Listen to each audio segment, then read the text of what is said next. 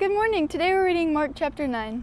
All right. And he said to them, "Truly I tell you, some who are standing here will not taste death before they see that the kingdom of God has come with power." After 6 days, Jesus took Peter, James, and John with him and led them up a high mountain where they were all alone. There he was transfigured before them. His clothes became dazzling white, whiter than anyone in the world could bleach them. And he appeared before Elijah and Moses, who were talking with Jesus. Peter said to Jesus, "Rabbi, it is good for us to be here. Let us put up 3 shelters, one for you, one for Moses, and one for Elijah." He did not know what to say, they were so frightened.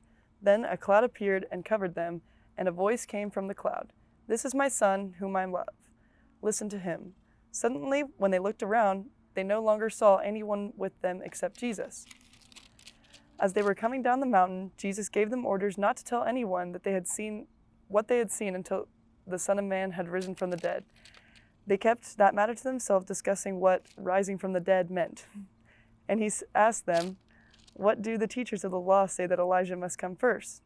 Jesus replied, "To be sure, Elijah does come first and restores all things. Why then is it written that the Son of Man must suffer much and be rejected?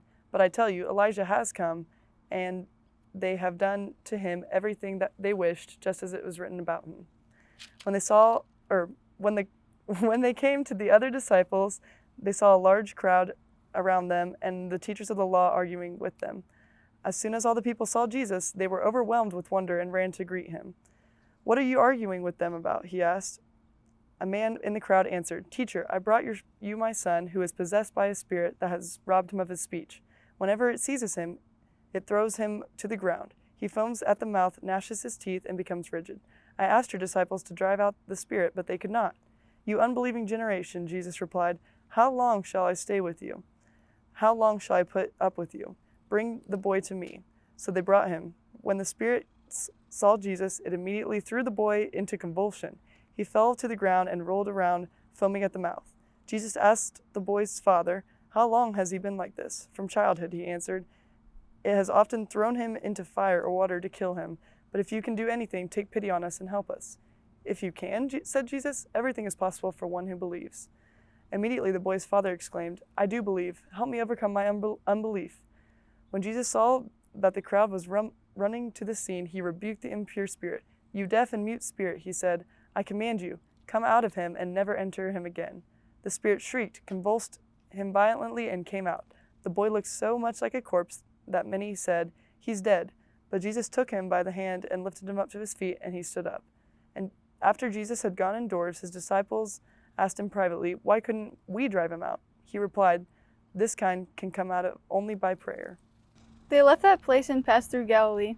Jesus did not want anyone to know where they were, because he was teaching his disciples. He said to them, "The Son of Man is going to be delivered into the hands of men. They will kill him, and after 3 days he will rise." But they did not understand what he meant and were afraid to ask him about it. They came to Capernaum. When he was in the house, he asked him, "What were you arguing about on the road?" But they kept quiet, because on the way they had argued about who was the greatest. Sitting down, Jesus called the 12 and said, "Anyone who wants to be first must be the very last, and the servant of all." He took a child whom he placed among them. Taking the child in his arms, he said to them, "Whoever welcomes one of these little children in my name welcomes me, and whoever welcomes me does not welcome me but the one who sent me." "Teacher," said John, "we saw someone driving out demons in your name, and we told him to stop because he was not one of us."